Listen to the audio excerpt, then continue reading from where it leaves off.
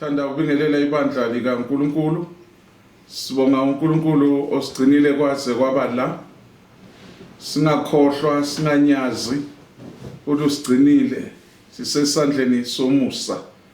Usazochubeka futhi asigcine ngegama elihle lenkosi uKristu Jesu. Ngasi senkonzweni ngasi dibingelela uqhawulo seceleni kwakho. Kepha manje uzamphakamisela isandla nje ngegama lenkosi uJesu. Amen.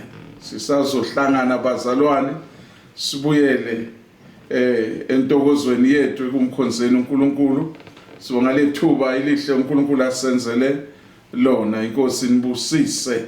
Sifunda izwi lenkosi incwadi kaIsaiah chapter 43 verse 18 no 19. Amazwi afundeka kanje: do not dwell on the past, forget the former things. Lithizwe lenkosi, forget the former things, do not dwell on the past. See, I am doing a new thing. Lesizulu lithi ningakhumbuli izinto zakuqala. Forget the former things. Ningazidli ezindaba zasendulo. Isho kanjalo lesizulu lithi ningakhumbuli izinto zakuqala. Forget the former things. Asikhohlwe ngezinto ezenzakala. Igama elikhuluma ngokukhohlwa asithi uma kunesenzo esaba sibi noma saba buhlungu empilweni yakho sizosuka engqondweni yakho. Kepha njalo uma usicabanga lesi senzo, uma sibuyisa ubuhlungu, kusho ukuthi awukakhohlwa. Uverse 19 kwangathi uNkulunkulu uyakhala uthi bheka, ngifuna ukwenza into entsha, but ngidileyiwa wuwe ngoba uhlezi endabeni zayizolo, uzindla ngezindaba zasendulo. Do not dwell on the past. Izinto owazizwa zasendulo zakuthusa ngekusasa lakho, zakuphazamisa ngekusasa lakho, zisuse engqondweni yakho. Izinto ezingasimnandi owadlula kuzona, mawungazinikezi indawo engqondweni yakho nasenhlizweni yakho. uPaul ukhuluma nawo amazwi encwadini yabaseKorinte besibili chapter 5 verse 17. Uthi therefore if anyone is in Christ, the new creation has come. The old has gone, the new is here. Uma umuntu ekuKristu uyisidalwa esisha, okwakudala udlulile, bese athi bheka kuvela okusha. Njalo intokozo yensindiso yethu uri njalo nasibheka okudala okudlulile, sijabulela ukubona okusha okuzayo. Baningi abantu ngabakude ngempilo zabo, kuma business, emsebenzini, kuma relationships abanawo nabanye abantu, sezweni lemfundo. Into ebalimazile babanjezelwe izolo labo. Bamile ku stage sayizolo. Bamile kulezinto. Bamile ku platform yama disappointments abafuni ukudlula. Kwangathi uma senza njalo uNkulunkulu uyadideka ukuthi angasisiza kanjani. Abasifundile bathi the ladder of success is not crowded at the top. Ngeke isibuze umbuzo ukuthi why iladder yempumelelo kugcwele abantu le phansi na? Why bangekho abaningi phezulu na? Uzomangala ukuthi impendulo yiyo lena le kuthi abaningi abaphansi babanjwe ukuzindla ngezinto zasendulo. Omunye ukhe wagibela wafika phezulu wathola ama disappointments wabuya wehla wathi angeke ngiphinde ngiye phezulu. Ngokwenza njalo akasamnikanga uNkulunkulu ithuba lokuthi uNkulunkulu amvulele ithuba lesibili. Asikhohlweni okusemuva sizelulele kokuphambili. Uthi omunye umbhali, there is no cure for past failure like a present desire. Okwahlula izolo, okwahlula emandulo, langazelela-ke ukuthi manje ufunani manje. Khohlwa okusemuva zelulele kokuphambili.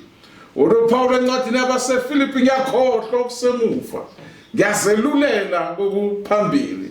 Abanye abantu babanjwe indlela abakhula ngayo, uma ingazange ibe mnandi waba nezihibe endleleni yokukhula, wahlala kuleyo nto angeke ulibone ikusasa. Wahlala ebuntandaneni angeke ulibone impumelelo yakusasa. Khohlwa okusemuva. Ngithanda uJosefa. Nawufunda kuGenesis chapter 45 uverse 4, Josefa sebafikile abafowabo, siyakhumbula ukuthi bahlukana kanjani. Athi lamazwi, then Joseph said to his brothers, come close to me. When they had done so, he said, I am your brother Joseph, the one you sold into Egypt. Yimina uJosefa, sondelani duze.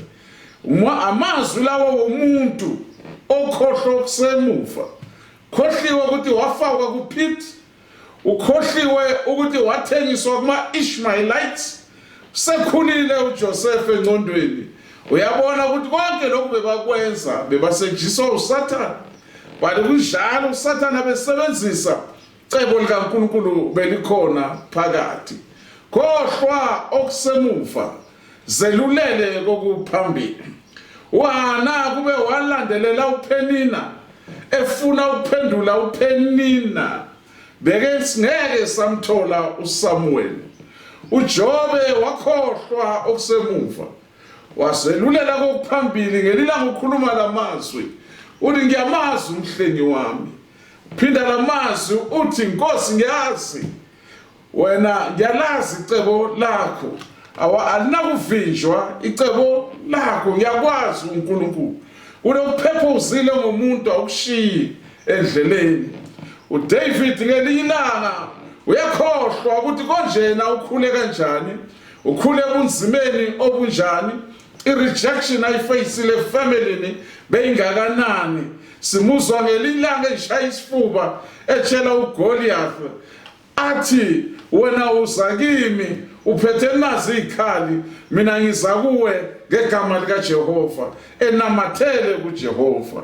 Khohlwa okusemuva uLabani emrobhile uJakobe nenkosikazi yakhe. uJakobe wakumele athole unkosikazi after 7 years.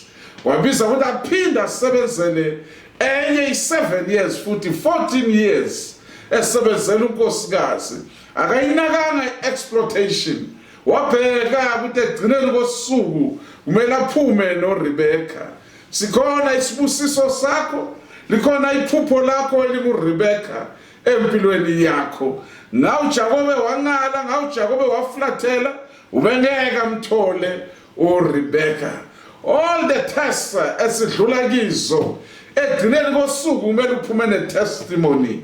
All the intense difficulty, onke ama-crisis esidlula kuwo, igama kuseseyilo, kusesewuKristu. Christ is the mess ekusarroundile. Ungayithena ibe yi-message ngegama lenkosi uKristu Jesu. Khohlwa okusemuva, thatha lokho okusemuva ophile ngako kanzima, thatha lamatshe owashaywa ngawo ekukhuleni kwakho, ebunzimeni bakho, kulada yakho yamabhizinisi, kulada yakho usagibela ibhizinisi, imali owarojwa zona. Thatha konke lokhu namhlanje ungakubuyisele emuva kapha abantu, gibela phezu kwako ngoba soyitholile i-experience.